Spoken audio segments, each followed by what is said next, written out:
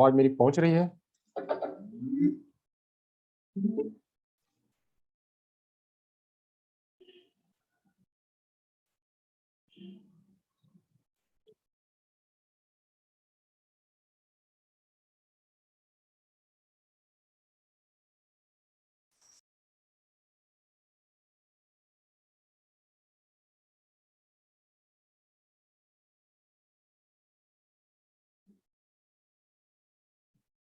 समीर क्या हो रहा है?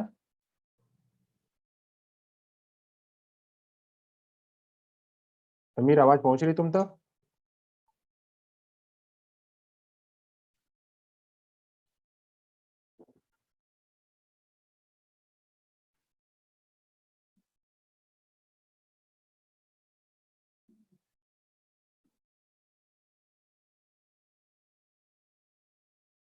आवाज मेरी पहुंच रही है?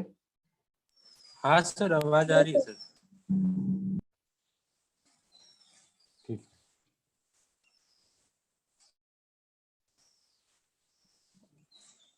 कहाँ गए सब लोग?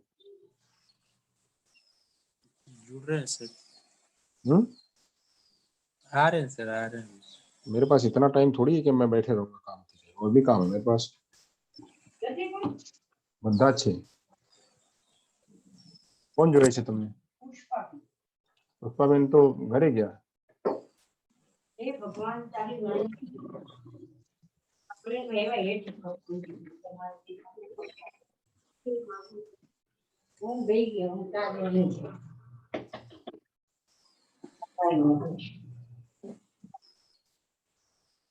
આ છાપમાં જાહેરાત કોની આવી છે તમારા કોલેજની આપી તમે કેમ શેની જાવ? કેવું પ્રોફેસર જોઈએ છે આપણા કોલેજમાં ક્યારે? अच्छा नोटिस बोर्ड पर મૂકેલું ને ખીલ બેરંગા શાળામાં કઈ નોટિસ બોર્ડ? નહીં કોઈ સંતો સંતો છે કોને પ્રોફેસરની જરૂર છે તો પંડ્યા સાહેબ આપ્યા હશે. બજાર છે ને આજે તમારા પાસે હાજરી નથી હો.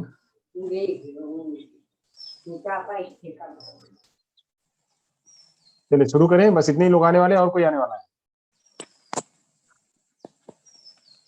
तो मैसेज तो सबने देखा है लेकिन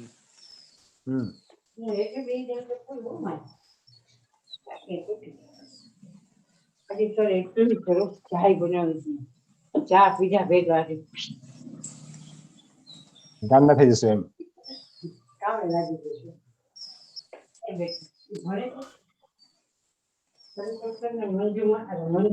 મંજુબેન ને દયાબેન અજીત સર છે હે નથી મંજુબેન ये तो गामड़े गया आज. ये गामड़े गया आज. ગામડે છે ગામડે જાય અને પણ તમને અને હવે આ ચા પાછી નથી નાખી આજે તમે कितना पढ़ा दिया गया, क्या बाकी है? બે સ્ટુડન્ટ તો બે सर रीडिंग पढ़ाया गया था सर। अच्छा है मनीष, तुम लेक्चर क्यों नहीं अटेंड करते हो? मारे लेक्चर चाले છે એટલું વાત નહીં કરું ને. मनीष हाँ सर। तुम लेक्चर क्यों नहीं अटेंड करते हो? सर मैं YouTube पे लेता हूँ। YouTube पे तो तुम नहीं देखते हो? ये सर ये बंद हो जाता है बीच बीच में, पता ही नहीं चलता इसमें 2 मिनट। तुम YouTube पे भी तो नहीं देखते हो?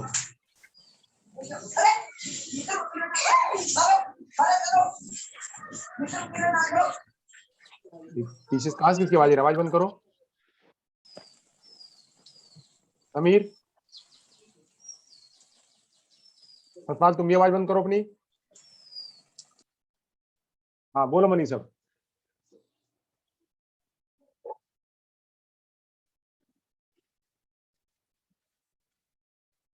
मनीष। हाँ सर। हाँ क्या समस्या है तुम्हारी? सर नेटवर्क प्रॉब्लम है, क्या पता सर, गांव में रहती नहीं नेटवर्क। हाँ अभी दूसरी जगह आए हैं, पापा का स्कूल लग गया ना वहाँ पे, अभी नेटवर्क फुल है सर यहाँ। अच्छा तो फुल है तो तुम दिखे तो नहीं, सुबह के लेक्चर में भी नहीं दिखे? नहीं सर, आज सुबह बारिश हो रही है सर, सुबह से। एक काम करो जरा, तुम्हारे पापा को मुझे बोलो फोन करें। हाँ सर, बाद में करवाता हूँ। हाँ शाम को बोलो उनको फोन करें, मुझे बात करें। हाँ सर। समीर।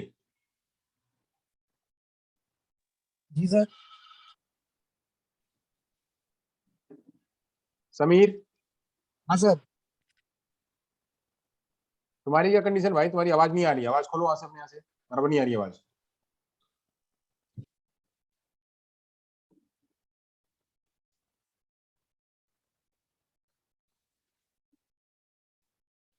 चलो कोई बात हेलो। नहीं, छोड़ो, नहीं है बात करना तो मत खत्म करो। हाँ सर। कहाँ तो पढ़ाया गया है वो बोलो, जिसकी जैसी करनी होगी वैसा भरेगा क्या।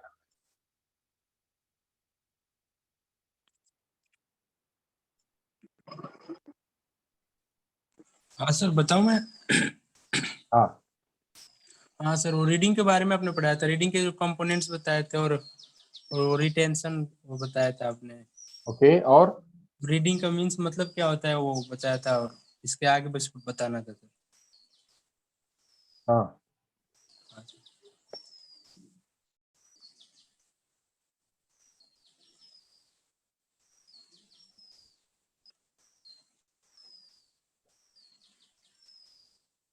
रीडिंग की मीनिंग वगैरह हो गया था ना।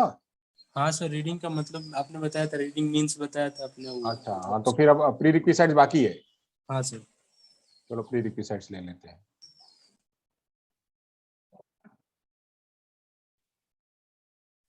क्लियर तो हो रहा है ना। हाँ सर, शेयर है। क्लियर है ना। हाँ सर। अच्छा,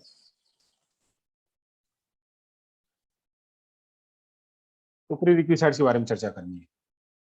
प्री रिक्विजिट्स मतलब क्या होता है। देखो प्रीरिक्विजिट्स का सुबह का लेक्चर मतलब नहीं, मैं फीडिंग करूंगा। नहीं सुबह के सर, मैं लेक्चर में मुझे टारगेट पूरा करना पड़ता है, यहाँ तो मैं फीडिंग नहीं करूंगा, या तो मैं आप लोगों से ही पूछूंगा और आप ही लोग बताओ मेरे को। यस सर बताऊं।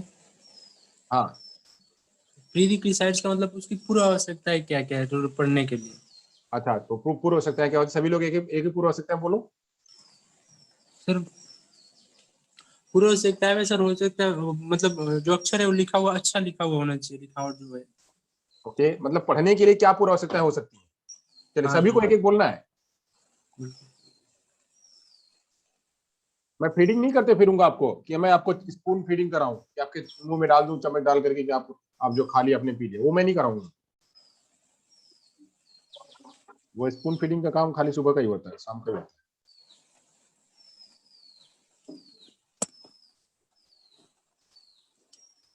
हाँ बोलिए बोलिए बोलिए बोलिए। हेलो और कोई, सर। इतने सारे, हाँ कौन ये, हेलो कौन बोल रहा है। हाँ सर, उषा। हाँ बोलो बोलो। हाँ सर, मतलब जहाँ पर मतलब रीडिंग के लिए अच्छे वातावरण भी होना चाहिए, अच्छा माहौल होना चाहिए। हाँ ओके, और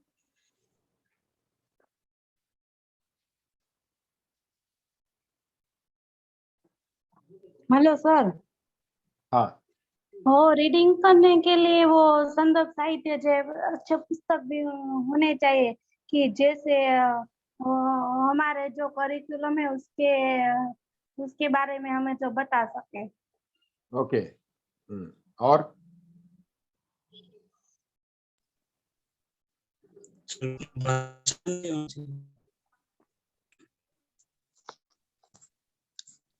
हाँ जी,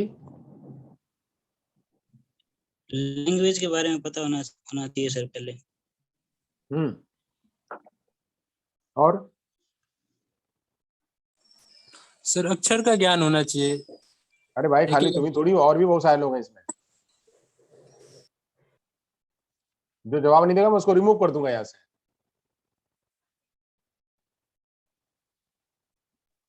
हेलो सर। हाँ कौन? रीडिंग करने के लिए ऐसा माहौल हमें तैयार करना चाहिए ताकि बच्चों को पढ़ने में स्फूर्ति, मीन्स क्या बोलो उसे। हम्म, हाँ, बस ठीक ऐसा ठीक ऐसा ठीक ठीक, माहौल तैयार करना चाहिए। वांदो नहीं, हाँ। विशाल।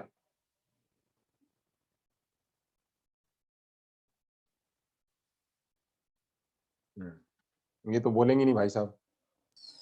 ये तो इनका ऑडियो ही कनेक्ट नहीं है अभी। हम्म।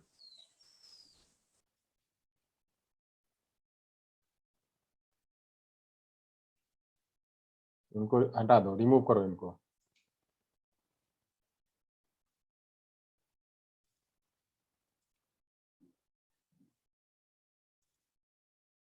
वापस जुड़ेंगे। चलो मैं अपना ही काम खत्म कर देता हूँ, मुझे पता हो गया कि कौन कितना बोलने वाला है।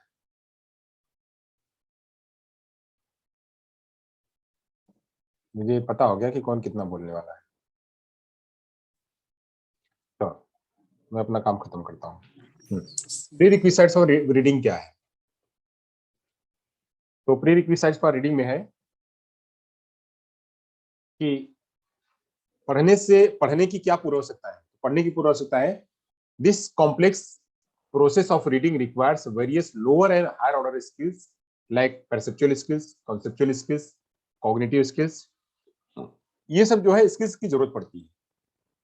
अगर हमको कहीं रीडिंग करनी पड़ती है तो रीडिंग के लिए हमको कुछ जो है लोअर ऑर्डर की स्किल्स तथा कुछ हायर ऑर्डर की स्किल्स की जरूरत पड़ती है। उसमें क्या क्या हो सकता है? तो कुछ हो सकता है परसेप्चुअल स्किल, यानी कि रीडिंग को देखना, तो उसमें अक्षर क्या है, कौन से अक्षर है, उसको किस तरह से लिखा हुआ है, तो अक्षरों को देख करके कि ए लिखा हुआ, बी लिखा हुआ, सी लिखा हुआ, उस अक्षरों को देख करके हम पढ़ सकते हैं। और उसका मतलब क्या होगा, कॉन्सेप्ट क्या होगा, कि जैसे कैट लिखा हुआ है, डॉग लिखा हुआ है, तो कैट अगर लिखा हुआ है, CAT लिखा हुआ है, तो CAT का मतलब क्या होगा, हमारे दिमाग में उसका जो है स्कीमा बनना, तो वो उसका कॉन्सेप्ट भी बनना, तो कॉन्सेप्चुअल स्किल चाहिए। साथ साथ में कि एक लिखा हुआ कैट, एक लिखा हुआ डॉग, दो दो स्कीमा बने, तो दोनों के बीच में फर्क क्या है, तो कॉग्निटिव स्किल भी बनना, ये जो है उसकी जरूरत पड़ती है। ये उसकी जरूरत पड़ती है कि बच्चा अपने चीजों को, जो बच्चा पढ़ रहा है, रीडिंग कर रहा है, तो उसे रीडिंग को लोअर स्किल में कैसे रीड करेगा और हायर स्किल में कैसे रीड करेगा, इसकी जरूरत पड़ती है।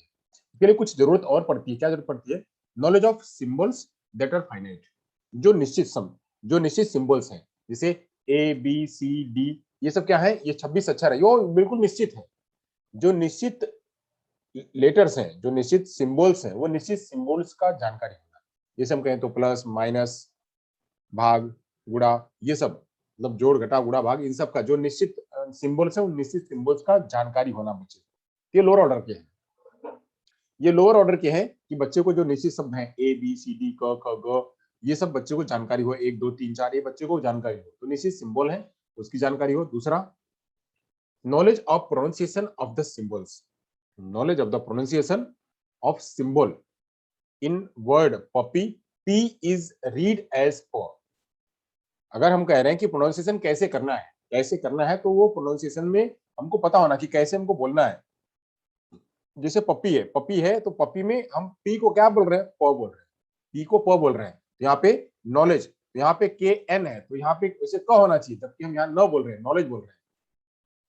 यहाँ पे KNOW से नो कह रहे हैं, KNOW से नो कह रहे हैं, LEDG से जी कह रहे हैं, तो नॉलेज कह रहे हैं, लेज कह रहे हैं, LEDG, जबकि लेज होना चाहिए, तो क्या हो रहा है, लेज हो रहा है। यहाँ पे इसके शब्दों को, अंग्रेजी के शब्दों को हमें उसके सिंबल्स को जानना, और जान करके क्या करना, उसमें परसेप्चुअल स्किल लेके आना, कॉन्सेप्चुअल स्किल लेके आना और कॉग्निटिव स्किल लेके आना, ये उसकी प्री रिक्विजिट्स हैं। जब इतना अगर बच्चे को होगा तब उसकी रीडिंग हो पाएगी। Ability to visual discrimination of symbols and group them to form meaningful words. वैसे ये सब तो पढ़ा दिया गया ना, उसमें हमने सिखाया हुआ है, ये था कि नहीं रीडिंग स्किल में? जी सर। रीडिंग स्किल में था, वीडियो का आप लोग देख लोगे तो आपको समझ आएगा, पूरा पूरा रीडिंग स्किल का वीडियो ही है, पठन कौशल का पूरा वीडियो ही है, वीडियो आप उठा करके देख लीजिए। हाँ सर, रीडिंग स्किल का वीडियो आपने अलग से बताया था इसमें सर। हाँ, वैसे वही लोग हैं जो लोग पहले से जुड़े हुए हैं, बाकी तो चलेगा इसमें से, खाली इतने ही लोग पढ़ने वाले हैं, कहाँ गए बाकी लोग?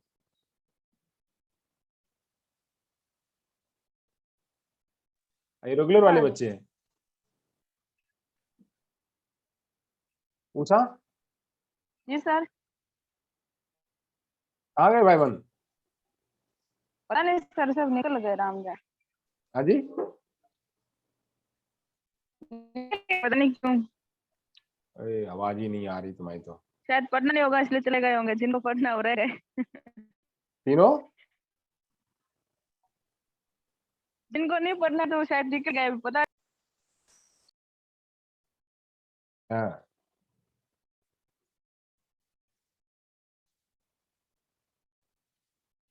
चलो बढ़िया है।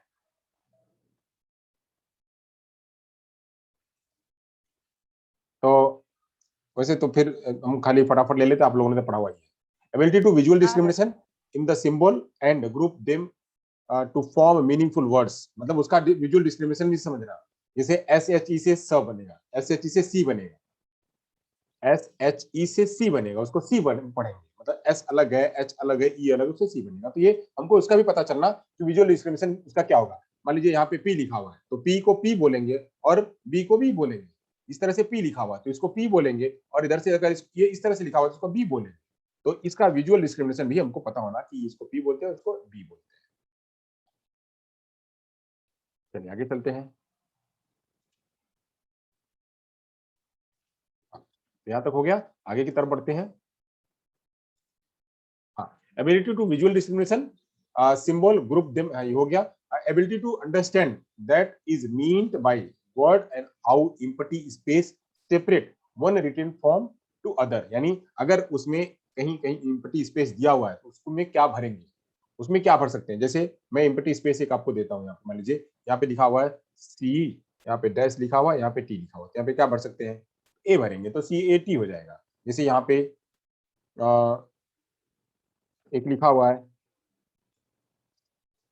एक यहाँ पे ये भी हो सकता है, और दूसरा क्या हो सकता है, मान लीजिए सी यहाँ पे ये है और यहाँ पे पी लिखा हुआ, तो क्या भरेंगे, सी ए पी भरेंगे। मान लीजिए यहाँ पे सी है, यहाँ पे ये लिखा हुआ है, यहाँ पे एम लिखा हुआ है, यहाँ पे ई लिखा हुआ है, तो क्या भरेंगे, सी यहाँ पे ओ भरेंगे, सी ओ एम ई हो जाएगा। तो उस इम्पटी स्पेस में क्या आएगा उसको भी हमको जानना। मान लीजिए जो खाली स्पेस है, इस खाली स्पेस में क्या आएगा तो हम ये भी समझ पाएंगे, रीडिंग करने से ही हमको पता चल जाएगा कि यहाँ पे ओ आएगा। ठीक है, ये सब भी हमारे अंदर में विकसित होना, ये सब जरूरत है पहले, और रीडिंग करने से पहले सबकी जरूरत है।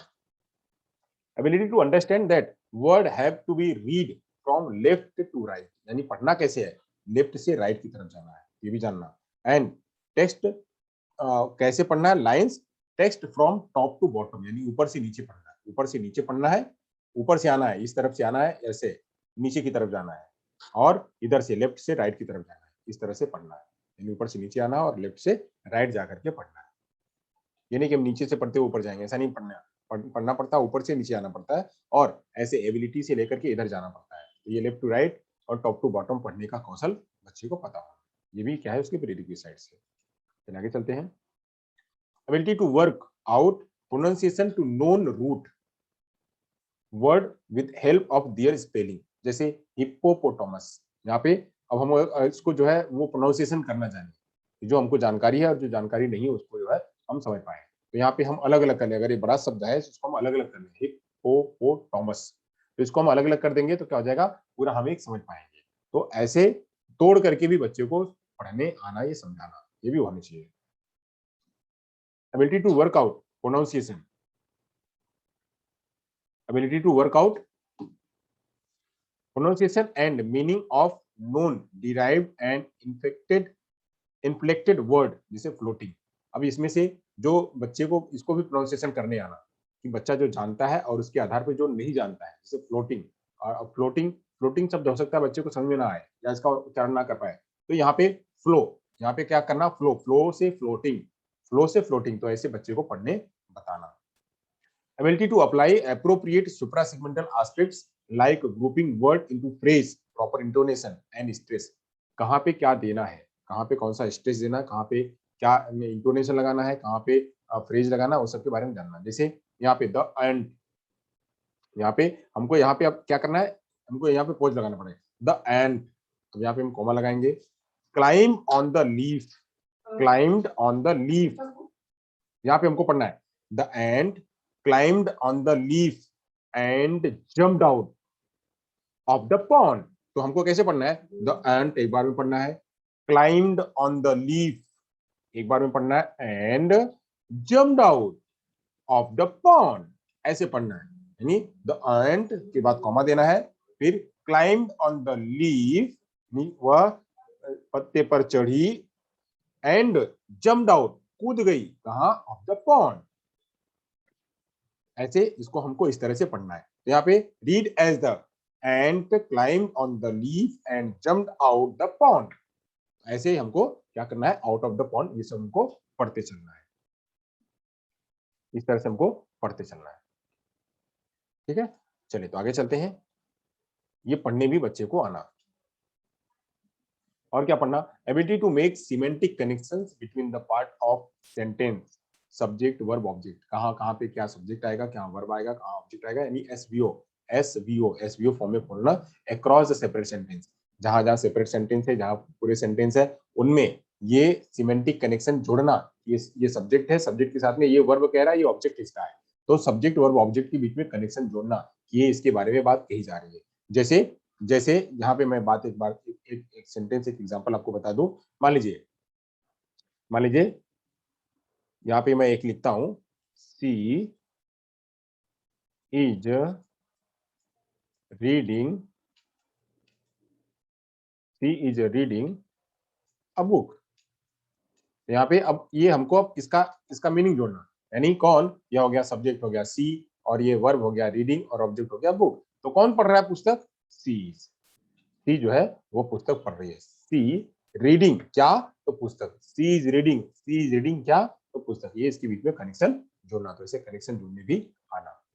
Ability to make text based and knowledge based inference, जहाँ पे टेक्स्ट बेस्ड लिखा हुआ है, जो टेक्स्ट है उसमें, और जो उसका नॉलेज है, इन दोनों के बीच में जो है वो समझ आना कि वो क्या कहा जा रहा है, गाय के बारे में बात की जा रही है, कुत्ते के बारे में बात की जा रही है, या किसके बारे में बात की जा रही है, उसका टेक्स्ट क्या है और उसका हमें ज्ञान क्या आएगा, उसको भी समझना। एबिलिटी टू रिकॉल, हमने पीछे क्या पढ़ा था, उसको भी रिकॉल करना, कि हमने पीछे चीजें जुड़ी हुई थी, हमने पीछे चीज पढ़ी हुई थी, तो पीछे से उसको जोड़ते हुए चलना। ये नहीं कि हम ऊपर से पढ़ते आ रहे हैं, हम आते हैं तो ऐसे ही ना ऊपर से नीचे आते हैं, ऊपर से नीचे आते हैं, इसका मतलब हम ये वाली पढ़ ली, इसको भूलते जा रहे हैं, ये वाला पढ़ लिया, इसको भूल गए, ये वाला पढ़ लिया, इसको भूल गए, ये याद है नहीं, हमको ऊपर की चीजें के साथ में इसको जोड़ने आना चाहिए, ये भी रिकॉल करने आना चाहिए। ये सब स्किल्स हैं, जो स्किल्स जो है व्यक्ति को रीडिंग करने से पहले प्री रिक्विसाइट्स जो है पूर्व आवश्यकता है, जो कि आनी चाहिए। चलिए यहाँ तक खत्म हो गया, ये था हमारा रीडिंग का। अब यहाँ से बात करेंगे assessment of reading skill. Assessment of reading skill, ये पढ़ना है आपको या बाद में पढ़ना है? पढ़ना है सर अभी, तो पढ़ लेते हैं, अभी तो टाइम है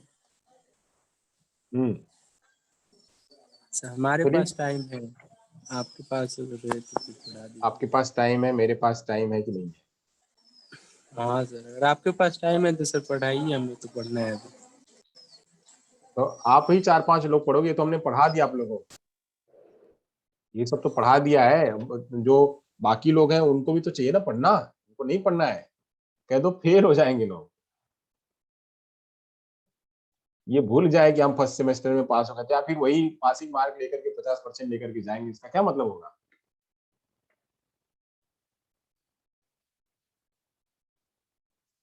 गरिमा, क्या नाम है इसका, उषा, जी सर। भाई अपने भाई बंध के लोगों को बता दो, समझा दो कि भाई पढ़ोगी नहीं तो कैसे काम चलेगा। जी सर।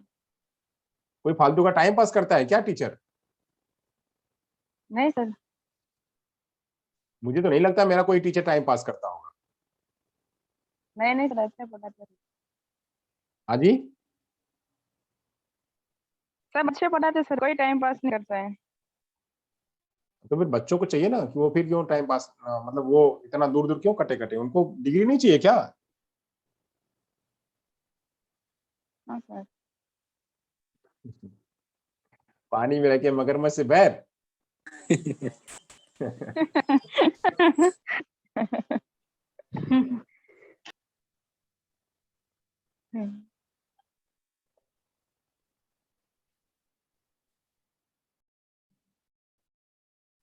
बोलो कि भाई क्लास अटेंड करा करो। जी सर। चलो तो आगे ले लेते हैं, चलिए यहाँ शुरू करते हैं।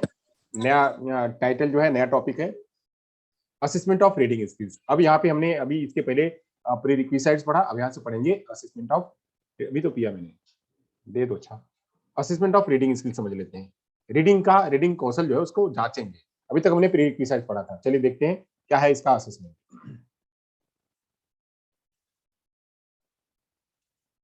चलिए तो यहाँ से हम पढ़ेंगे असेसमेंट ऑफ रीडिंग स्किल्स। देखते हैं, अब हमको जानना है, सबसे पहले हम फोनोलॉजिकल इसका सेंसिटिविटी देखेंगे। फोनोलॉजिकल सेंसिटिविटी, फोनोलॉजिकल सेंसिटिविटी मतलब क्या कि जितने भी लेटर्स, मैंने बताया था कि बच्चों को ABCD के बारे में जानकारी होना, ABCD ये क्या है इसके बारे में जानकारी होना।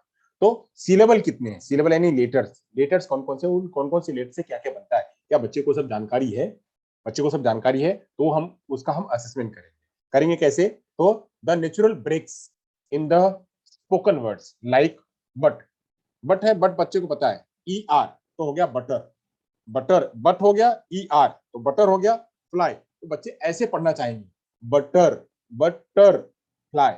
और बच्चा 3 इसको जोड़ दिया अलग किसी को, जो बटरफ्लाई लिखा हुआ था इसी को बच्चे ने अलग अलग तोड़ करके पढ़ने लगा। यहाँ पे बट और फ्लाई तो बटरफ्लाई हो गया, यहाँ पे बट और फ्लाई तो बटरफ्लाई है, बच्चा जोड़ करके पढ़ने लगा। क्या बच्चा ऐसे पढ़ता है तो बच्चे को इसका मतलब पढ़ने की रीडिंग स्किल उसकी है। ये हम उसको चेक करेंगे, असेस करेंगे कि क्या बच्चा इसको इस तरह से पढ़ रहा है, बटर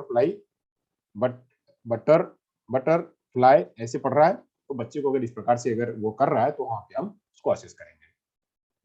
फोनीम्स, अब यहाँ पे हमने सिलेबल देखा, फोनीम देखते हैं। फोनीम मतलब अब यहाँ पे जो है ये तो एक एक अक्षर थे, अब यहाँ पे पूरी ध्वनियों को देखते हैं। यहाँ पे है the smallest speech sound typically depicted by letter like sound of the letter B is first phoneme in the word bat। अब यहाँ पे जो बैट है, यहाँ पे किससे स्टार्ट हो रहा है, जैसे यहाँ पे बैट है तो BAT बैट, अब यहाँ पे फोनीम क्या आई, बैट से आई। अब यहाँ पे PAT पैट, यहाँ पे PAT पैट, तो यहाँ पे पैट कह रहा है, बैट पैट कैट। तो ऐसे बच्चा क्या B वाले साउंड को, P वाले साउंड को, C वाले साउंड को वह कह पा रहा है, तो ऐसे इसका भी ये प्रोनाउंसिएशन करना। तो bat cat pat tat hat ये सब की बात जो है जानकारी बच्चे को बताना दे रहा है। तो ऐसे यहाँ पे बैट हुई, ऐसे बहुत सारे शब्द ले सकते हैं। जैसे हम यहाँ पे ले सकते हैं मैन, ये हो गया मैन, दूसरा हो गया can, man can tan, man can tan लैन, ये सब ले सकते हैं शब्द।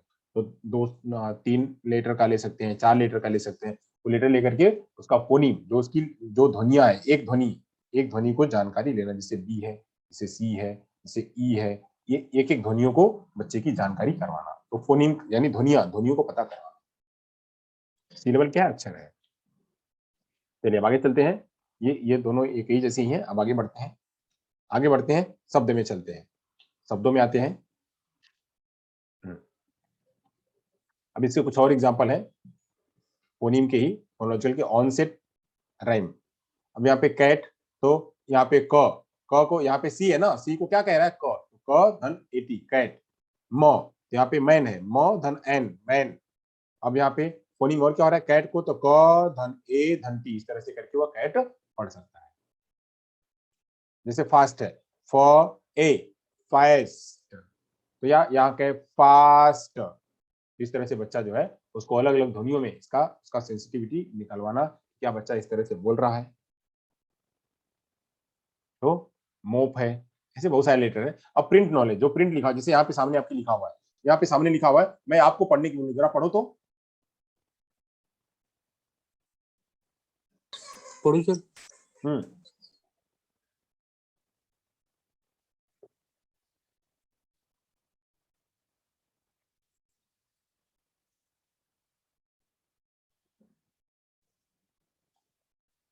हाँ सर, ऊपर print knowledge, understanding that it is the print that reflect the word and not other part of books, like the pictures are the space between words. हाँ, अब यहाँ पे ये सारा प्रिंट है, मतलब यहाँ पे क्या है, आप एक एक लेटर को मिला करके पढ़ पा रहे हो, पूरा प्रिंट नॉलेज है कि understanding, UNDERSTAND understanding, THAT that it is the PRINT print that REFLECTS reflects the words and not other parts of the books like the pictures are the space between words। ऐसे ये सारे क्या है, ये printed word है। इन printed word को, print knowledge को बच्चे को है कि नहीं, वो बच्चे का पता करवाना, ये हम जान पाएंगे। तो जान पाएंगे इसमें क्या लिखा हुआ है, तो understanding that is the print that reflect the words and not other parts of the books. मतलब इसके अलावा बुक के और इसके भाग को नहीं देखना, जहां खाली रिफ्लेक्ट है जो पुस्तक में जो लिखा हुआ है बस उतने को ही समझना है। Like the pictures are the space between the words. बच्चे ये यहाँ पे जो यहाँ पे क्या है, एक पिक्चर है या फिर ये यहाँ पे एक लाइन है, एक शब्द लिखा हुआ अंडरस्टैंडिंग, फिर एक स्पेस है दैट, यहाँ फिर एक स्पेस है, फिर इट, फिर स्पेस है, फिर इज। यहाँ पे एक एक लेटर अलग अलग है, तो बच्चे को क्या उसका जानकारी है या सब एक ही में पढ़ दे रहा है, सारा एक ही में पढ़ दे रहा है, तो वो खाली ऐसे पढ़ता है UNDER ऐसे TANDING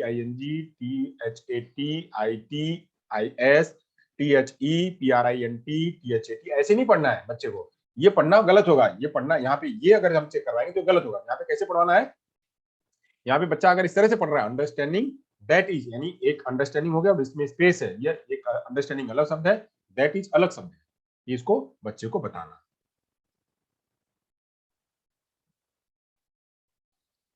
इनको मत लेना, ओके सर, वही पूछना हाँ। था सर। मत लेना इनको,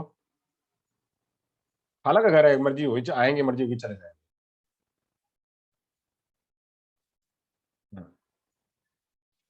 like the pictures are space between word, मतलब उसके पिक्चर के और जो वर्ड है उसके दोनों के बीच में जो है स्पेस पता करना। चलिए आगे चलते हैं, ये हो गया, आगे की बात करते हैं। Understanding that there are 26 different letter in English, यानी हम बात करेंगे तो 26 अक्षर इंग्लिश में होते हैं, इंग्लिश के 26 अक्षर तो होते हैं, 36 अक्षर जो है वो हिंदी में होते हैं। इन अक्षरों के बीच में डिफरेंट पता करना, जो प्रिंट नॉलेज है, ABCD ये प्रिंट नॉलेज है, इनको इनके बीच में डिफरेंस जानना कि इसको A कहते हैं, इसको B कहते हैं, इसको C कहते हैं, इसको D कहते हैं, ये जानना। क्या बच्चे को जानकारी है? Can look different still be same letter as the case of upper and lower case letter are different print style. मतलब हम उसी को जो है देखो, हम कहते हैं कि एक ए को ही हम अलग अलग रूपों में कहते हैं, जैसे ए है, एक तो ए है, इसको ए कहते हैं, फिर हम एक इसको भी ए कहते हैं, फिर हम उसको एक ऐसे भी ए कहते हैं, ऐसे भी ए कहते हैं, फिर एक हम ऐसे भी कहते हैं।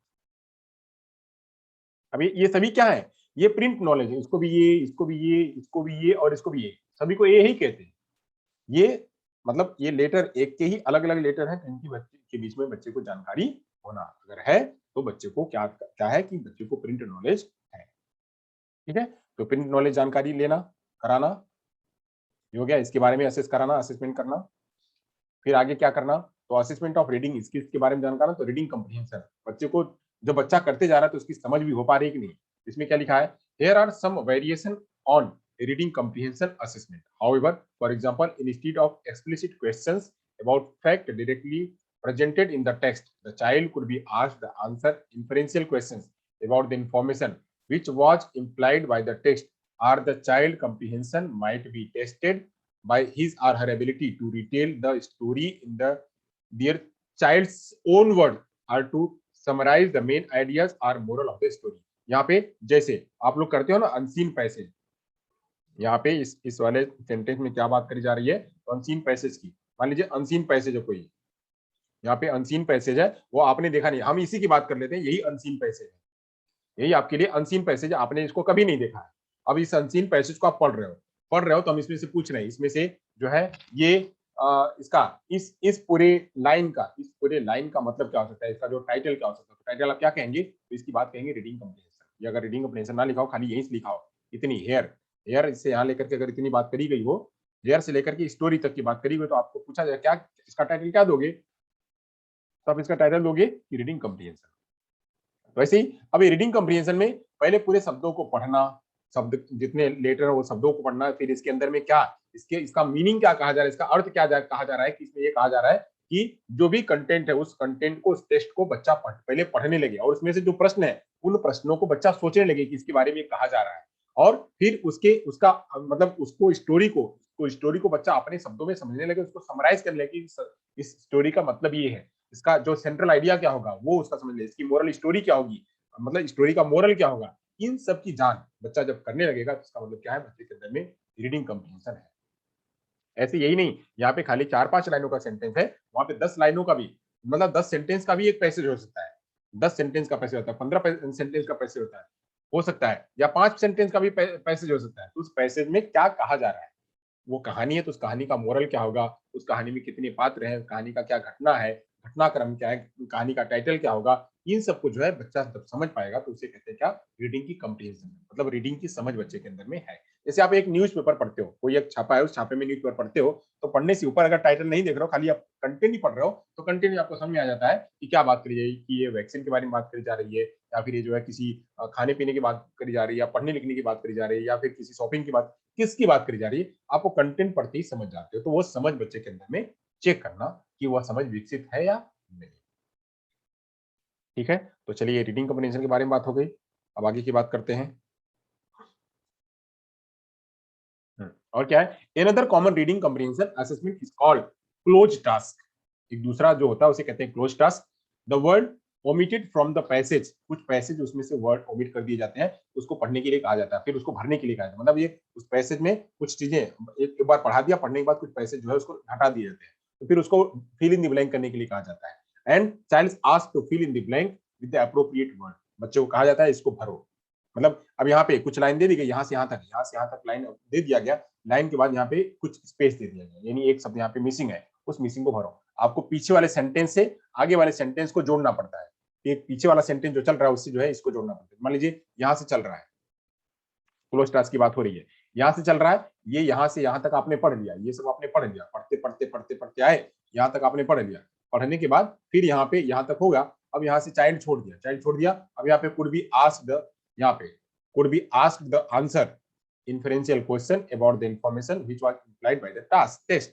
अब यहाँ तक हुआ, अब यहाँ पे इसको आपको भरना है, यहाँ पे जोड़ोगे किसको जोड़ोगे, बच्चा जब इधर वाली सेंटेंस, इधर वाली लाइनों को, जो यहाँ से यहाँ तक की लाइन है, यहाँ से यहाँ तक की लाइन है, इस लाइनों को पहले पढ़ेगा, पढ़ने के बाद और फिर इधर आगे वाली लाइन को भी पढ़ लेगा, तब जाकर के बीच में जो जिसको जोड़ना है उसको जोड़ पाएगा। तो ऐसी बच्चे के अंदर में समझ है क्या, इसको कहते हैं क्लोज टास्क को बारे में समझना। तो ये हो गया। Also young children's reading comprehension can be assessed by the asking them read, follow simple instructions such as stand up, go, look out the window. ये सब की चीजें में भी हम वहां से मतलब पूछते बच्चों को बता सकते हैं कि ये stand up, go out the window की बाहर जाओ, ऐसा कुछ जो है हम वहां पे पढ़ करके बच्चों को बता सकते हैं। ये भी छोटे बच्चों का असेसमेंट कर सकते हैं। चलिए, तो ये हो गया रीडिंग कम्प्रीहेंशन के बारे में बात हो गई। आगे चलते हैं, आगे बात करते हैं लैंग्वेज कम्प्रीहेंशन की बात करते हैं, यानी भाषा की समझ क्या है। With the language comprehension assessment, however the child should not be expected to read any text, everything from the instructions to the comprehension questions should be presented verbally to the children. मतलब यहाँ पे जब हम बच्चे का comprehension समझ करते हैं, तो बच्चे को मतलब हम वहाँ पे उसको पढ़ने के लिए, टेक्स्ट को पढ़ने के लिए जो है वो नहीं कहते हैं, बच्चे को टेक्स्ट पढ़ने के लिए नहीं कहते हैं, वहां खाली बोल करके बोलते हैं, उसको कहते हैं कि इसको बताओ क्या क्या बोला गया। तो हम बच्चे का भाषा जो है वहां पे समझने के लिए करते हैं कि बच्चे ने वो जो वर्बल लैंग्वेज को बच्चा समझ पाया कि नहीं, पढ़ पाया कि नहीं, तो उसकी समझ जो है हम बच्चे के लिए करते हैं। तो जब हम ये करते हैं तो वहाँ पे प्रिंटेड को नहीं, हम जब लैंग्वेज का कम्प्रीहेंशन करते हैं तो हम उसको उसी चीज को लिखी हुई बात है, उसको लिखी हुई पढ़ने को नहीं कहते हैं, उसको कहते हैं कि ये जो हम बोल रहे हैं इसको समझो, तो फिर वहां पे वर्बल लैंग्वेज के रूप में बच्चा समझता है। डिकोडिंग, यहाँ पे हमने पीछे पढ़ा हुआ था डिकोडिंग करना। तो decoding is a strategy that reader can be use on the all word even word have never seen before. बच्चे ने इसके पहले भी कोई वर्ड अगर नहीं देखा हुआ है, तभी भी वो वर्ड जो है उसको क्या करता है, उसको रिलेट कर लेता है। Sight word reading has to with memorizing the image of a word or a specific feature of a word, and with the strategy only selected few words are learned। बच्चा उसी में कुछ ऐसी चीजें होती हैं जिसको कि कोई चित्र होता है, तो चित्र को देख करके बच्चा जो है उसके साथ में जोड़ लेता है, चित्र के साथ में भी कुछ चीज जोड़ लेता है, कुछ आगे पीछे शब्द लिखा हुआ तो आगे पीछे शब्दों के साथ में भी कुछ चीजों को जोड़ लेता है। तो ऐसे क्या बच्चा डिकोड कर पा रहा है क्या, एक शब्द लिखा हुआ है, दूसरा शब्द अलग लिखा हुआ है, तो दोनों शब्दों को वहां जोड़ पा रहा है, डिकोड कर पा रहा है क्या, तो डिकोड करने की भी क्षमता जो है हम लैंग्वेज कम्प्रीहेंशन में चेक करते हैं। चलिए बात करते हैं लिंग्विस्टिक नॉलेज की बात करते हैं। तो लिंग्विस्टिक नॉलेज क्या होता है? Linguistic knowledge is the synthesis of the three more basic cognitive elements, phonological, semantic and syntax. इन तीन रूपों में जो है लिंग्विस्टिक नॉलेज बच्चे का चेक करते हैं कि बच्चे को फोनोलॉजी के बारे में जानकारी है, बच्चे को सिमेंटिक के बारे में जानकारी है, बच्चे को सिंटैक्स के बारे में जानकारी है। इसके बारे में चर्चा हुई है। फोनोलॉजी में क्या, एक एक लेटर के बारे में जानकारी होना है। यही लेटर जो है हमने पीछे जब हम पढ़ रहे थे कि आर्टिकुलेशन एरर में ये हम इन्हीं सभी की चर्चा कर रहे थे साथ में जब डिसलेक्सिया होता है तो डिसलेक्सिया में भी फोनोलॉजिकल एरर ही देखने को मिलता है रीडिंग में। तो ऐसे फोनोलॉजिकल की अवेयरनेस है बच्चे के लिए कि टी को बी समझ रहा है या बी को पी समझ रहा है, हमने पीछे भी पढ़ा फोनोलॉजी को असेस करने के लिए। तो ऐसे हम जब पूरे फोनोलॉजी को चेक करते हैं, पूरे फोनोलॉजी को, यानी जहाँ पे ध्वनियों का शास्त्र, ध्वनियों का अध्ययन होता है उसे फोनोलॉजी कहते हैं, ध्वनि शास्त्र है। तो ध्वनि शास्त्र में ध्वनि के सारे चीजों को बच्चा जानकारी है, उसको हम यहाँ पे लिंग्विस्टिक नॉलेज के बारे में जानते हैं। When pair of the different word are presented, they could only differ by one phrase, and they should be similar phoneme such as c, sh and s, r, d, r, j। मतलब हम इसको क्या कह सकते हैं, श, स, D, ज। अब हम कुछ ऐसे सिमिलर शब्द हो सकते हैं जो कि एक जैसे मिलते हैं, एक जैसे मिलते हैं, तो उसको कैसे हम लिखेंगे, कहाँ पे लिखेंगे। मैंने पीछे पढ़ाया हुआ था आप लोगों को, जब मैं एकेडमी में पढ़ा रहा था, तो उसमें मैंने बताया हुआ था कि स को स, रीडिंग में भी मैंने बताया हुआ था, स को बच्चा स पढ़ता है, तो ये चीज हम असेस करेंगे, उसकी फोनोलॉजी को हम असेस करेंगे। वहीं उसके सिमेंटिक को, अर्थ को, सिमेंटिक मतलब होता है अर्थ, अर्थ विज्ञान को कैसे जानेंगे। Semantic is the general terms just refer meaning, मतलब अर्थ, मीनिंग मतलब अर्थ, यहाँ पे अर्थ को जानने की कोशिश करता है। जैसे इरेज, इरेज का मतलब क्या होता है, ईयरिंग का मतलब क्या होता है, ईयर ड्रम का मतलब, ये सारे एक ही जैसे शब्द दिख रहे हैं, ये सारे एक ही जैसे शब्द है, इरेज, ईयरिंग, ईयर ड्रम, ये तीनों एक ही शब्द, बट इनके अर्थ अलग अलग होंगे, इनके अर्थ अलग अलग होंगे। जैसे मैं कहूं कि हम कहें कि कुछ शब्द होते हैं, सरस, सरस, सरस, दो शब्द हैं, एक सरस अलग, दूसरा सरस अलग। तो सरस और सरस, एक में सरस जो है वो छोटे सा में लिखा हुआ है, एक में सरस जो है बड़े सरस से बड़े में लिखा हुआ है। तो सरस और सरस दोनों अलग अलग है। सर्प ही लिखा हुआ है, एक दो सर्प जैसे लिखे, एक छोटा में प पे दूसरा वाला सर्प एक दूसरा है और एक सर्प दूसरा है, दोनों सर्प के अलग अलग है।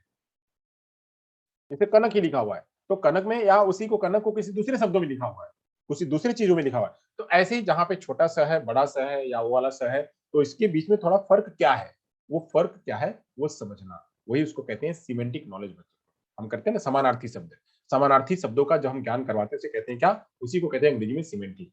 तो वो ज्ञान भी बच्चे को है कि नहीं है, वो चेक करना। सिंटैक्स, अब हम बात करेंगे पूरे वाक्य की, वाक्य में बच्चे को चेक करेंगे कि it is difficult to assess, ये बच्चे का जो है चेक करना थोड़ा सा कठिन होता है क्योंकि इसमें बहुत सारा होता है। तो semantic knowledge without using printed test, अगर हम प्रिंटेड टेस्ट नहीं ले, खाली ओरल अगर हम चेक करें तो थोड़ी मुश्किल होती है।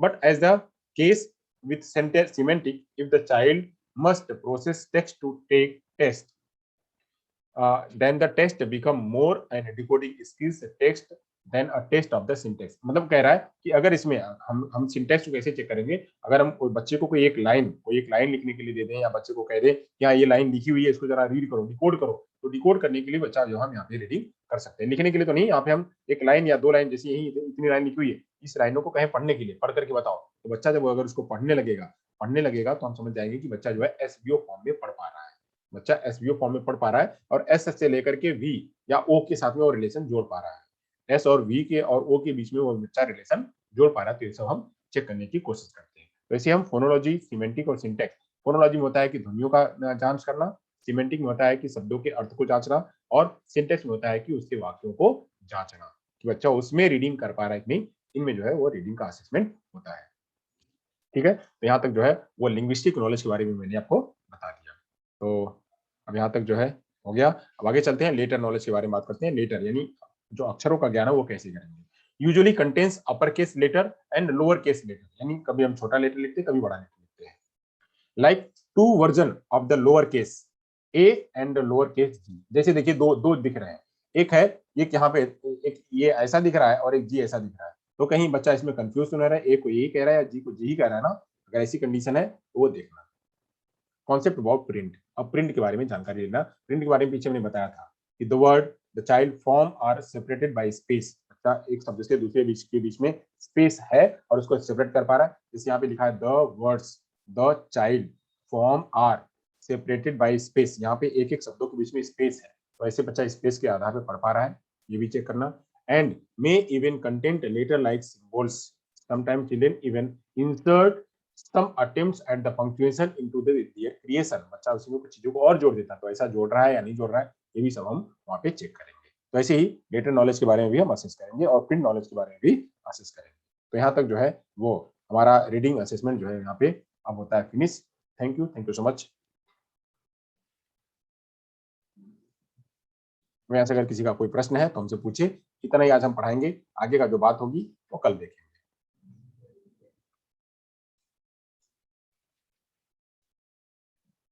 अब अगर किसी कोई प्रश्न है तो पूछे हमसे।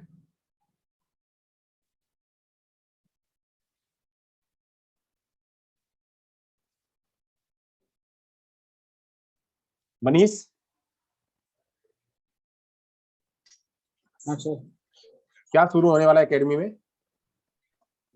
क्या सर? एकेडमी में क्या शुरू होने वाला है?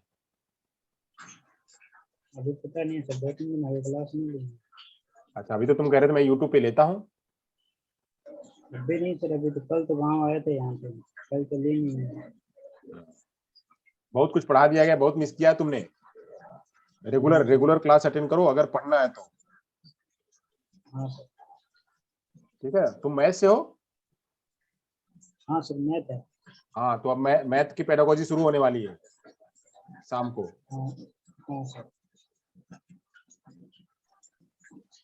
चलो तो फिर रखें। किसी कोई प्रश्न नहीं? उषा, कोई प्रश्न नहीं है ना? नहीं सर। चलो तो फिर मिलते हैं कल। हाँ, कल ही मिलेंगे अब इस लेक्चर में, और बाकी शाम को मिलेंगे। कुछ कहना है, सुनना है किसी को? जी सर, हमारे एग्जाम कब होगी? अभी तो पहले पढ़ाई कर लो, फिर एग्जाम होगा। अभी तो इंटरनल ही नहीं हुआ है, अभी तो प्रैक्टिकल भी कुछ नहीं जमा किया है। पहले सब जमा करो, फिर एग्जाम होगा। प्रैक्टिकल? पूरा हमें प्रैक्टिकल लगा बाकी है। एग्जाम पहले आ जाएगी। क्या चीज? हमें लगा कि एग्जाम का फॉर्म भर दिया तो एग्जाम पहले आ जाएगी, पहले सेम जैसा। अच्छा, हाँ तो तैयारी रखो, आ जाएगी तो देना। अभी तो कोई सूचना नहीं है। ओके। आप देखते रहो, आपके यहाँ न्यूज़पेपर आता है ना? हाँ सर। हाँ तो देखते रहो, वेबसाइट भी चेक करते रहो। हमें भी सूचना दे दो, अगर तुम्हारे पास पहले सूचना जाती तो हमको दे दिया करो। हमें आएगी तो हम आपको दे देंगे। जी सर। ठीक, जी। चलिए तो फिर मिलते हैं शाम को, और इस लेक्चर के लिए कल मिलेंगे। Okay sir.